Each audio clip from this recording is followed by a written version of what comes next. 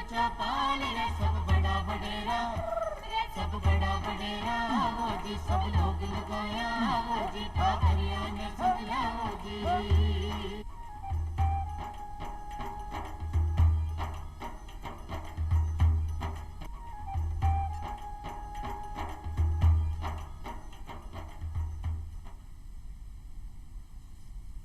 राम राम सा चौपाल देखने वाला सगला दर्शक भाई बहनों को बहुत बहुत स्वागत है। दर्शक भाई बहनों जी, अगर आप आज को टाइम देखा तो वर्तमान टाइम ऐसा आ गया कि भाग दौड़ भरी जिंदगी अपनी हो गई है, और ये भाग दौड़ भरी जिंदगी में आपने दिनचर्या का वहाँ या खान पान देखा तो इसो हो गया खान पान और दिनचर्या के आपा बहुत जल्दी है जो बीमारी की चपेट में आ जावा। अच्छा स्वास्थ्य के आपा बस कल्पना ही कर सकें कि अच्छा स्वास्थ्य आपा हमेशा स्वस्थ रहा, तो इको समाधान आज आप लेकर आए कि आप अच्छा स्वास्थ्य क्या प्राप्त कर सका योग के माध्यम से। तो योग काई है और की तरीके से आप योग की क्रिया करके आप अलग अलग बीमारियां से आप क्या निजात पा सका, और साथ में जो आप दिन भर में तनाव होवे, कोई काम काज से आपने कोई तनाव हो तो मानसिक शांति और तनाव से निजात भी आप विषय किया पा सका और अपनी आध्यात्मिक विकास भी आप विषय किया कर सका। तो इस सब चीज़ों के ऊपर आप जानकारी लेवांगा, और आज का अपना विषय है योग और स्वास्थ्य, और इस पर चर्चा करने के लिए आज अपने साथ है योगाचार्य डॉक्टर अंचल उपल जी। तो बहुत बहुत स्वागत है आपको डॉक्टर साहब। तो सबसे पहले तो आप डॉक्टर साहब वो जानना चाहूँगा, आप योग की बात करी तो काई है योग और इस आप क्या लाभ ले सका? देखिए, योग एक विज्ञान भी है, एक कला भी है, और योग हमारे आत्मा और परमात्मा को जोड़ने का एक विज्ञान है। तो योग 5000 साल पुराना विज्ञान है। आज उसका महत्व बहुत बढ़ गया है। आज आप जैसे देखते हैं कि योग पूरे विश्व के अंदर प्रसिद्ध हुआ है, उसका एक बहुत ही एक पौराणिक विज्ञान एक आज के टाइम में इतनी प्रसिद्धि पाना, उसका कारण आज की समस्याओं से जो हम लोग जूझ रहे हैं, तनाव की समस्या, विभिन्न प्रकार के रोगों की समस्या, उन सबों का निदान जो है वो योग के अंदर है। तो योग जो शब्द है वो उसका एक युज धातु से बना हुआ है। तो योग का मतलब होता है जुड़ना जी। योग का एक नॉर्मल जो महत्व है, जो मीनिंग है वो जुड़ना। तो किन चीज़ों का जुड़ना? हमारा आत्मा का परमात्मा से मिलन योग कहलाता है। तो योग जो है वो ना केवल एक शारीरिक व्यायाम की पद्धति है, वो हमारे मानसिक आध्यात्मिक विकास के लिए एक पूरे व्यक्तित्व निर्माण का विज्ञान योग है। तो पूरे व्यक्तित्व में केवल एक अच्छा सुंदर शरीर दिखना ही हमारे स्वस्थ होने की निशानी नहीं है। वर्ल्ड हेल्थ ऑर्गेनाइजेशन, विश्व स्वास्थ्य संगठन कहता है कि केवल यदि हमारे शरीर में रोग नहीं है तो हम अपने आप को स्वस्थ माने, तो ऐसा नहीं है। स्वस्थ व्यक्ति वो है जो शरीर से, मन से, आध्यात्म से, इन सब चीज़ों से आपका जो बैलेंसिंग है, जो आपकी जो संतुलन है, वही व्यक्ति निरोगी है और स्वस्थ है जी। तो योग ही एकमात्र ऐसा विज्ञान है जो इन सभी स्तरों पे, शारीरिक स्तर पे, मानसिक स्तर पे, आध्यात्मिक स्तर पे, हमारा जो सामाजिक स्तर है, जो हम समाज में के अंदर जो हमारा व्यवहार है, इन सब चीज़ों से एक व्यक्तित्व का निर्माण होता है। तो उस व्यक्तित्व निर्माण के लिए योग जो है एक पूर्ण विज्ञान है। और यदि हम योग की लाभ की बात करें तो योग इन लाभों के साथ केवल यदि रोग मुक्त रहना चाहते हैं, यदि हम चाहते हैं कि शरीर के अंदर रोग नहीं आए, या किसी व्यक्ति को रोग है भी, आजकल आप देखते हैं कि हर एक व्यक्ति को किसी न किसी प्रकार की कोई ना कोई बीमारी से जूझ रहा है। उनके बहुत सारे कारण हैं, तनाव है, पॉल्यूशन है, वातावरण के अंदर जो दूषित भोजन हमें प्राप्त हो रहा है, उन सब रीजंस की वजह से हम जो विभिन्न प्रकार के जो रोगों से घिर रहे हैं, उन सब को रोगों से बचने का एकमात्र जो साधन है वो योग सिद्ध हुआ है जी। तो ऐसा योग का आप लाभ की बात करी, लेकिन योग जब भी आपने सामने शब्द आवे तो योग के साथ साथ में सुना कि प्राणायाम या आसन, तो ये दोनों चीज का ही एक ही है, योग का ही रूप है या अलग अलग है, का ही है? देखिए, योग में अष्टांग योग बताया गया है, जिसके 8 जो है स्टेप है, उसकी 8 एक सीढ़ी की तरह 8 स्टेप बताए गए हैं। अच्छा। वो 8 है यम, नियम, आसन, प्राणायाम, प्रत्याहार, धारणा, ध्यान और समाधि। ये इसके 8 लिम्स हैं योग के, तो इनमें देखिए जो अलग अलग जो लिम्स हैं, यम नियम कि क्या नियम हम डिसिप्लिन मतलब आपका ये अंग है ये अंग है। तो उसमें जो तीसरा अंग है वो आसन है, अच्छा और जो चौथा अंग है वो प्राणायाम है।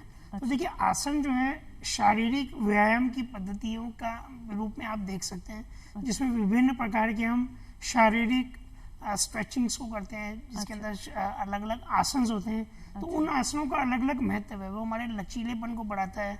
यदि स्पेसिफाइड कोई डिजीजेज हैं, कोई रोग हैं, उन किस रोग में कौन सा आसन करें, अलग अलग आसनों का अलग अलग महत्व है। और प्राणायाम जो है, प्राणायाम श्वसन की पद्धतियां हैं। श्वास जो है हमारे शरीर और मन को जोड़ने की कड़ी है, अच्छा वो एक सेतु की तरह काम करता है। यदि हमें शरीर से मन तक पहुंचना है तो उसका जो माध्यम है वो हमारा श्वास है। तो श्वासन क्रियाओं को हम प्राणायाम कहते हैं।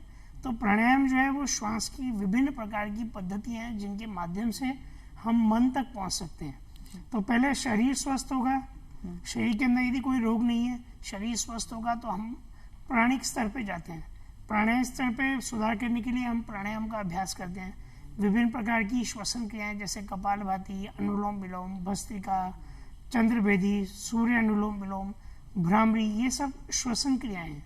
तो इनमें यही मुख्य अंतर है कि आसन जो है वो एक शारीरिक व्यायाम की पद्धति है और प्राणायाम जो है वो श्वसन प्रक्रियाओं की पद्धति है। जी, तो ये तो आंखों अंतर होगा। लेकिन एक अपना जो भाई बहन है वह कई लोग अपने स्वास्थ्य को ध्यान रखने के लिए कहीं कर रहा है, आजकल जिम चल रहा है, जिम में कसरत कर रहा है, बॉडी बिल्डिंग कर रहा है, कोई वजन उठाना और काम कर रहा है, यानी कसरत कर रहा है। जी जी जी। तो अब अठे भ्रम होगा आपा योग ज्यादा सही रहेगा, आपा योग करा का कसरत, तो कहीं अंतर कहीं आम है? कसरत भी आपा करा हाँ, एक योग व्यायाम, तो आम कहीं अंतर है?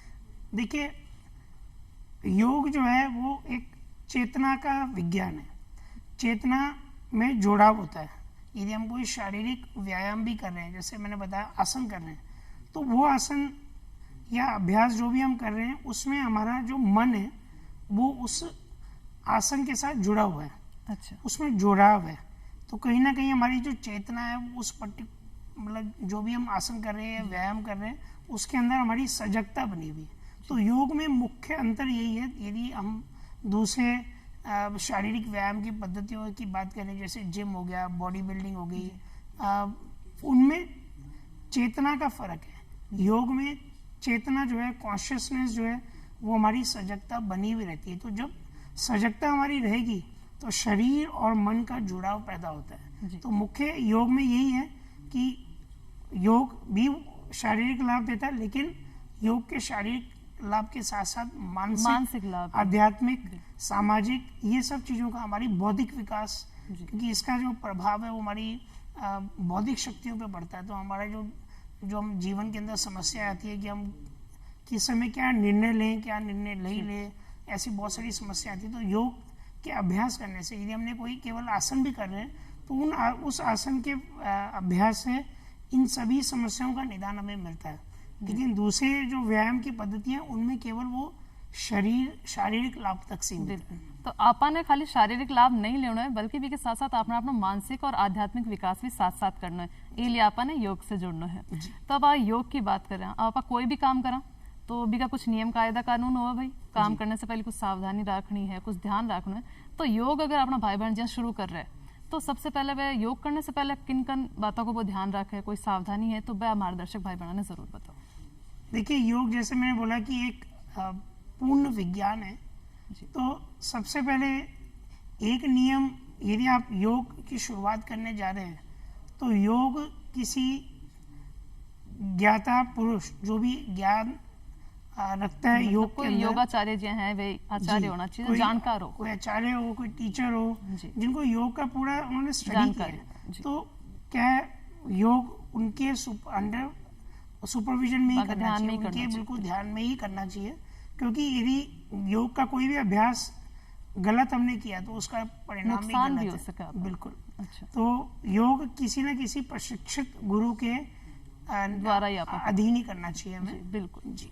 हाँ तो सही बात है, क्योंकि ना अध कचरो ज्ञान आपने खराब करे, कई बार आधो ज्ञान हो आप, कई बार देखो मोबाइल सबका हाथ में होवे, जी। आप बट से कुछ जानकारी ले ला, जी। कभी कोई आप सुन लेवा कि वो फलाना वो कर रहे हैं तो आप भी वही योगा करने लग जावा, तो वो नहीं होना चाहिए मतलब। जैसे कोई भी आसन यदि आप कर रहे हैं तो वो आसन को कहाँ तक बेंड करना है, कितना बेंड करना है, वो सब बहुत महत्वपूर्ण है। यदि आपने गलत बेंड किया तो आपकी कोई शारीरिक रोग, किसी जोड़ में, रीढ़ की हड्डी के अंदर कोई नस का दबाव, तो गलत करेंगे तो उसका परिणाम भी गलत आएगा। तो सही।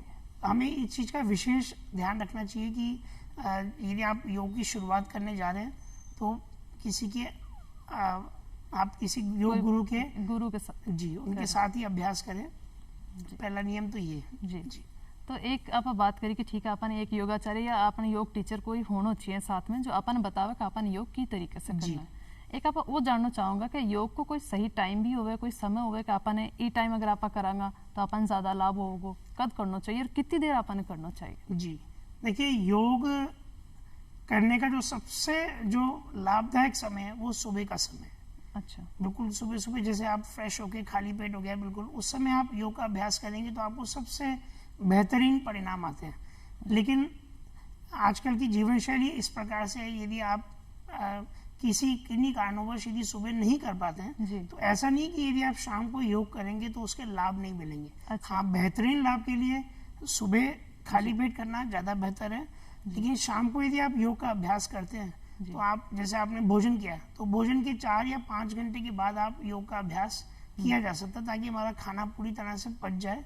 जी। उसके बाद आप शाम को योग अभ्यास किया जा सकता है। तो कहना मतलब जो भाई बहन अपना सुबह उठ सके है, जल्दी उठ रहे हैं, जहाँ की दिनचर्या में सुबह उठना शामिल है, तो वे सुबह ही करे तो ज्यादा अपने लाभ मिलेगा। योग का क्योंकि सुबह शुद्ध हवा भी है, देखिए। जी हाँ। और पेट पूरा खाली रहता है, लेकिन कोई व्यक्ति नहीं कर पा रहा तो शाम को कर सकते हैं। अगर समय नहीं है वहाँ के पास तो आप शाम के भी वो लाभ ले सको हो। खाना खाने के आधा 1 घंटे बाद आप नहीं, खाना खाने के 4 घंटा 4 घंटे के गैप होना चाहिए। अच्छा, तो या फिर आप पहला कर सका तो जो शाम के टाइम आप अगर खानो जिया कोई रात में खा रहा है तो आप शाम के पहले ही कर ले। मुख्य नियम ये है कि सुबह कर रहे हैं तो खाली पेट। अच्छा। यदि जैसे नाश्ता करके अभ्यास करना है, नाश्ता और भोजन के बीच में दोपहर के हाँ। तो 2 घंटे का गैप चाहिए। अच्छा। और दोपहर के भोजन के बाद कर रहे हैं तो कम से कम 4 या 5 घंटे का गैप देके अभ्यास किया जा सकता है। अच्छा। एक वो भी होगा कि योग करने से पहले कोई जहाँ कोई व्यायाम करे तो यहाँ क्या कर पानी वानी पीना चाहिए अच्छा से, तो पहले पानी भी पिए या इसमें खाली पेट कर सके? जी हाँ, बहुत अच्छा प्रश्न है आपका। योग देखिए शुद्धिकरण का काम करता है। तो जैसे हम आसन करते हैं, प्राणायाम करते हैं, तो बॉडी के अंदर जितनी भी जो अंदर गंदगी जो जमा है उस गंदगी को बाहर निकालने का काम करता है। तो यदि योग अभ्यास करने से पहले आधा घंटा 15-20 मिनट पहले यदि हम 2 या 3 गिलास गुनगुना पानी पिए, अच्छा। उसके बाद योग अभ्यास करें तो हमें और ज्यादा लाभ मिल सकता है। अच्छा, तो पानी पीने का अपना लाभ भी है? बिल्कुल लाभ है। और एक आप योग के अंदर सुना योग निद्रा, तो योग निद्रा का ही है। देखिए, योग निद्रा के बारे में यदि थोड़ा सा मैं पहले विस्तार से समझाना चाहूँगा। जी। जो हमारे 3 प्रकार के मन बताए गए हैं योग शास्त्र में, 3 प्रकार के मन बताए गए। एक होता है चेतन मन। चेतन मन जैसे अभी हम बातचीत कर रहे हैं, अभी हम चेतन अवस्था में, इसे कहते हैं चेतन अवस्था। एक होता है अचेतन मन। अच्छा। अचेतन मन जब हम निंद्रा में चले जाते हैं, जैसे रात को हम सो जाते हैं तो वो उस समय हमारा जो मन है वो अचेतन मन की अवस्था में चला जाता है। अच्छा। अचेतन मन और चेतन मन के बीच की एक अवस्था होती है, उसे कहते हैं अवचेतन मन। तो अवचेतन मन, तो योग निद्रा का जो अभ्यास है वो अवचेतन मन पे किया जाता है, ना वो चेतन अवस्था है ना वो अचेतन अवस्था है। इन दोनों की बीच की अवस्था को अवचेतन मन कहते हैं। तो अवचेतन मन के अंदर हमारा दिमाग भी जाग रहा है जी। और हम शरीर के इंटरनल बॉडी पार्ट्स को देख रहे हैं, एक एक अंग को उसमें योग निद्रा के अंदर अपनी बॉडी पार्ट्स को देखते हैं, आंखें बंद रखते हुए अपने मन से देखते हैं। अच्छा। तो वो चेतन और अचेतन मन के बीच की अवस्था होगी अवचेतन मन।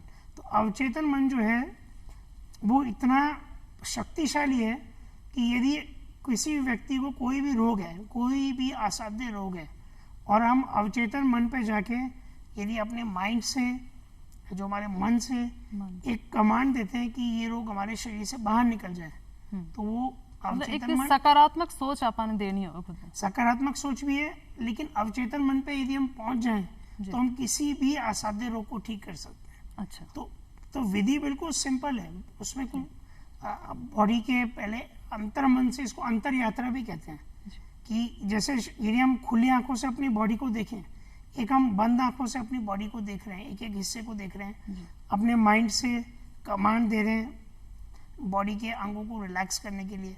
तो यदि शरीर के किसी भी हिस्से में हमें कोई असाध्य रोग है और अवचेतन मन पे जाके हम अपने माइंड को कमांड देते हैं, हम अपने मन को कमांड देते हैं कि ये रोग बाहर निकल जाए, तो योग निद्रा इतना शक्तिशाली विधि है जिससे आप कोई भी असाध्य रोग को ठीक कर सकते हैं। जी। अब आपा जी आपने जीवन शैली की बात करी कि आज के टाइम में देखो भागदौड़ भरी जिंदगी है, खाना पीने को ना अपना कोई टाइम फिक्स हुआ है, आप कहीं भी खा रहे हैं, कभी बारह को खा रहे हैं, तलो बुनो खा रहे हैं, तो इसमें ज्यादातर आप देखा कि आप पेट संबंधी समस्या जहाँ गैस की होगी है या पाचन की होगी कि भाई खाना पची को नहीं रहे, तो और वो होने के बाद देखो और बड़ी बीमारियां भी आपा ने इनमें मिल जाए। तो अब आप वो जानना चाहूंगा कि पेट संबंधी बीमारियां से या गैस वैसे यहाँ से, तो यहाँ से निजात पाने के लिए आपने योग के अंदर कौन कौन सा आसन आपा कर सका? देखिए बिल्कुल सत्य बात है, आयुर्वेद विज्ञान भी यही कहता है कि 80% रोग जो है वो पेट से पैदा होते हैं। पेट की समस्याओं के जो मूल कारण है वो गलत खान पान, जैसे आपने बोला, गलत जो हमारी जीवन शैली है, पानी कम पीना, व्यायाम नहीं करना, उसकी वजह से जो खाना पूरी तरह से हमारा पच नहीं पाता है, तो अपचा हुआ जो भोजन है वही हमारे शरीर के अंदर विभिन्न प्रकार के रोगों का मूल कारण है। तो किसी भी प्रकार के यदि रोगों का यदि हम जूझ रहे हैं, चाहे वो घुटने में दर्द है, चाहे वो रीढ़ की हड्डी में दर्द है, तो किसी भी प्रकार का यदि हमारे शरीर में दर्द हो रहा है तो इसका मतलब है कि हमारा पेट ठीक नहीं है। अच्छा। तो वो पेट ठीक रखने के लिए यदि रोजाना, सबसे बढ़िया जो योग अभ्यास बताया गया है, योग शास्त्रों के अंदर पूरा उल्लेख है, एक बहुत ही सिंपल सी विधि होती है, उसे कहते हैं वज्रासन। वज्रासन। अच्छा। तो भोजन करने, वज्रासन एकमात्र ऐसा आसन है योग में जो भोजन करने के तुरंत बाद कर सकते हैं। अच्छा। केवल एकमात्र ही वो आसन है। अच्छा, एकमात्र आसन। जी। तो वज्रासन में हमारे पैर से एक नाड़ी जाती है, उसको कहते हैं वज्र नाड़ी। तो वज्र नाड़ी जो है हमारे खाने के पचाने के लिए जो जूसेस होते हैं उनका सिक्रेशंस ज्यादा करती है, उसमें स्त्राव करती है।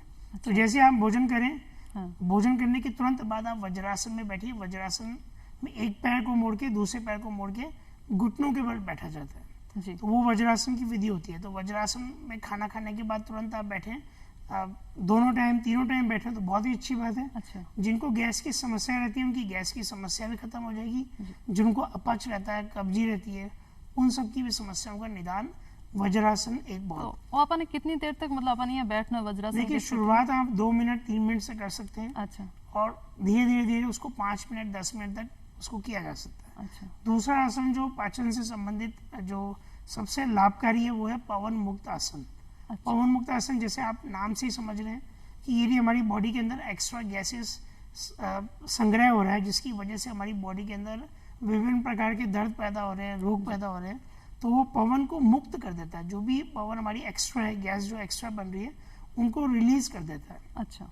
तो पवन मुक्त आसन में सीधा लेट के दोनों पैर घुटनों से मोड़ के अच्छा। उसको अंदर छाती की तरफ दबाएं और थोड़ी देर रोक के रखिए। अच्छा। तो उससे बहुत लाभ मिलता है। तो ये योग के अंदर पाचन तंत्र के लिए सबसे मुख्य जो 2 आसन है वो वज्रासन और पवन मुक्त आसन का अभ्यास किया जा सकता है। तो पेट संबंधी बात हुई आपने। जी। अब दूसरी सबसे बड़ी देखो परेशानी मोटापा की है। आज हर कोई पतलो होना चाहे, मोटापा से इतना परेशान है, हर जगह ढूंढतो फिरे, तलाश करेगा आप पतलो किया हुआ जी, कि बहुत दिक्कत है मोटापा से। अपन और भी परेशानियां, घुटना का दर्द है, एड़ी में दर्द है, चालियों कौन जा रहे हो, और भी परेशानियां है, बीपी, शुगर, बहुत सारी बीमारियां ऐसी आ रही है। तो एक मोटापा ने कम करने के लिए भी कोई आपने योग हो तो?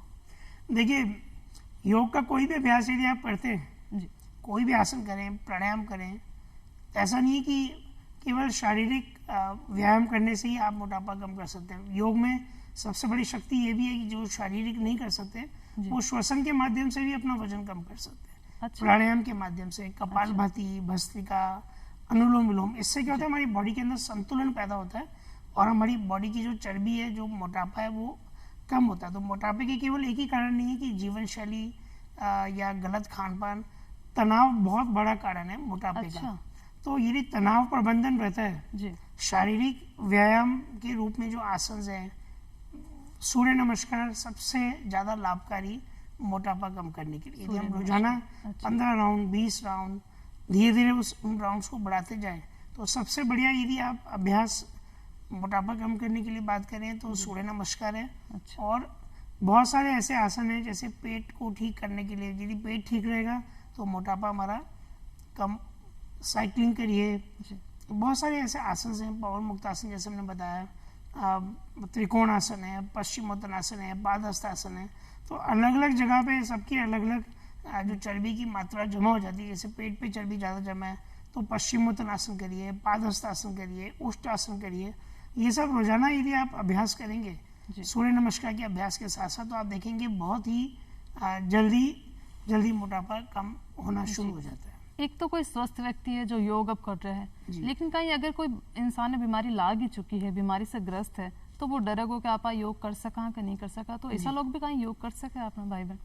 देखिए, योग एक इतना विस्तार वाला विज्ञान है कि यदि कोई व्यक्ति बिस्तर में भी पड़ा हुआ है तो वो भी योग कर सकता है। अच्छा।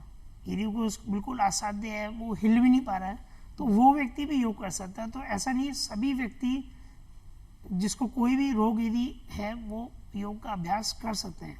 लेकिन योग चिकित्सा, देखिए अभी जैसे एक हमने बात किया योग का, एक जो मैं शब्द यूज करता हूँ योग चिकित्सा। तो योग चिकित्सा मीन्स यदि किसी को कोई भी रोग है, यदि हम एक एग्जांपल लें, किसी को डायबिटीज है, शुगर की समस्या है, तो उन शुगर को कम करने के लिए जो आसन है, जो प्राणायाम है, वो अलग है। अच्छा। है उन्हीं में से, लेकिन आप सभी योग के अभ्यास नहीं कर सकते। किसी भी व्यक्ति को यदि कोई भी रोग है तो ऐसा नहीं सारे योग अभ्यास वो कर सकता है। अच्छा। उसके लिए योग कोई चिकित्सा विशेष योगी मतलब इन करना है। जी। तो योग चिकित्सा में क्या होता है, एक अलग अलग कुछ आसन, कुछ प्राणायाम, इस प्रकार की विधियां होती है, मुद्राएं, उन अभ्यासों के अंदर योग चिकित्सा के अंदर आप स्पेसिफाइड जो योग चिकित्सक हैं वो डिजाइन करते हैं कि आप ये अभ्यास इस बीमारी के अंदर कीजिए तो आपको लाभ मिलेगा। एक आप वो अपने ग्रामीण भाई बहना के लिए जरूर पूछना चाहूंगा कि ग्रामीण भाई बहन या समझे कि भाई आप खेती बाड़ी को काम कर रहे हैं, खूब मेहनत को आप काम कर रहे हैं, तो आपा ने कहीं जरूरत है, तो बाने भी कहीं योग की जरूरत है कि नहीं है? देखिए, योग की परिभाषा को यदि समझे तो योग केवल शारीरिक लाभ के लिए नहीं है। तो यदि हम शारीरिक, गांव वाले भाई बहन शारीरिक व्यायाम बहुत करते हैं, खेती में काम कर रहे हैं, इतना मेहनत का काम होता है, तो ठीक है, शरीर हो रहा है, लेकिन श्वसन के माध्यम से प्राणायाम का जो अभ्यास है, ध्यान की विधि है, उन सब से बहुत सारे लाभ लिए जा सकते हैं, ताकि और शारीरिक के साथ साथ मानसिक जो शांति है, तनाव का जो प्रबंधन है वो हो सके। तो ये एक आप टाइम की थोड़ी सीमा है, तो आप अभी के अंदर आप एक तो मैं वो जानना चाहूंगी कि आपको कोई छोटी मोटी ऐसी योगी क्रिया अपना दर्शक भाई बहना ना आप बैठे बैठे अगर बता सको, ऐसा के जो अपना भाई बहन जो लगातार काम कर रहे हैं, आजकल स्क्रीन टाइम का देखो, जो चाहे कंप्यूटर हो तो भी बैठे बैठे बहुत काम है, तो एक दौरान अपना काम करते के दौरान भी छोटी मोटी कोई इसो योग क्रिया कर सके जिससे वे थोड़ा तरोताजा हो जाए फटाफट। देखिए, सबसे जो मुख्य है हमारी बॉडी का जो स्तंभ है वो रीढ़ की हड्डी है जी। तो रीढ़ की हड्डी यदि एक्टिव रहती है, तो जैसे मैं आपको एक चेयर पे बैठा हूँ, एक सिंपल सी क्रिया करके दिखाता हूँ कि जो लंबे समय तक हम बैठते हैं, तो आप केवल ये वाली एक्सरसाइज कीजिए। उसको हम, जैसे आपने ये पकड़ा, मतलब श्वास और इसको कुछ जी, अच्छा ट्विस्ट अपन है, एक हल्का सा ट्विस्ट कर लिया जी, हल्का सा शारीरिक एक व्यायाम है। इससे क्या है, अच्छा, हमारी रीढ़ की हड्डी एक्टिव हो जाती है। मतलब थोड़ा सा अपन है यहाँ के कमर थोड़ी सी घुमाव थोड़ा सा। तो एक तो ये हुआ, एक जैसे श्वसन पे ध्यान आप श्वसन को, क्योंकि कई लोग श्वसन आदि क्रिया पे गलत कर ले, तो वो बहुत जरूरी है, अपन के सही तरीको होना चाहिए, तो वो जरूर जानना चाहूंगा आप जी। देखिए, श्वसन आधे लोग तो मुंह से लेते हैं, मुंह से छोड़ते हैं। अच्छा। तो सबसे मुख्य बात यह है कि हमें नाक से श्वास लेना चाहिए और नाक से श्वास छोड़ना चाहिए, क्योंकि भगवान ने श्वास लेने के लिए हमें नाक दिया, दोनों नथुने दिए, राइट नॉस्ट्रिल है, लेफ्ट नॉस्ट्रिल है। एक बात तो ये। दूसरा, जैसे माइंड को एक्टिव करने के लिए, जैसे आपने बोला है कि हम स्वस्थ रहें, तो उसके लिए एक बहुत सिंपल सा एक श्वसन क्रिया जो हम कर सकते हैं, उसका अभ्यास इस प्रकार से करना होता है कि आप नाक से श्वास लीजिए और नाक से ही श्वास छोड़िए, थोड़ा तेजी से। देखिए,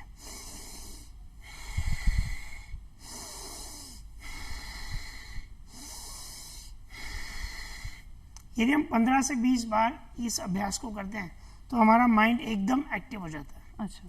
और दूसरी बात, हमारी पूरी बॉडी जो है वो एक्टिव हो जाती है, ऑक्सीजन का स्तर बढ़ता है, जो माइंड में सुस्ती आ जाती है वो सुस्ती, और ऑक्सीजन का स्तर बढ़ जाएगा। तो जैसे ऑक्सीजन का स्तर हमारी बॉडी में बढ़ेगा इस अभ्यास से, तो आप जो है एक अच्छा तरोताज़ा महसूस करेंगे। कि लंबा आप थकान हो रही है तो भी आप ये अभ्यास करें तो आपको बहुत लाभ मिलेगा। केवल आप लंबी सांस लेने से और छोड़ने से भी आप तरोताज़ा महसूस कर सको। बिल्कुल, देखिए हमने बचपन में पढ़ा कि बिना श्वास के हम जीवित नहीं रह सकते। हम भोजन के बिना सही तरीके से लेना अपने योग में बहुत जरूरी है। तो आप चलते चलते एक तो यही कहना चाहूंगा दर्शक भाई बहनों से कि करो योग और रहो निरोग। तो डॉक्टर साहब आप आया, इतनी अच्छी जानकारी हमारे दर्शक भाई बहनों ने योग पर दी, तो इसके लिए आपको बहुत बहुत धन्यवाद। और दर्शक भाई बहनों आप फिर मिलांगा एक नए विषय के साथ, जब तक दो इजाजत, राम राम सा।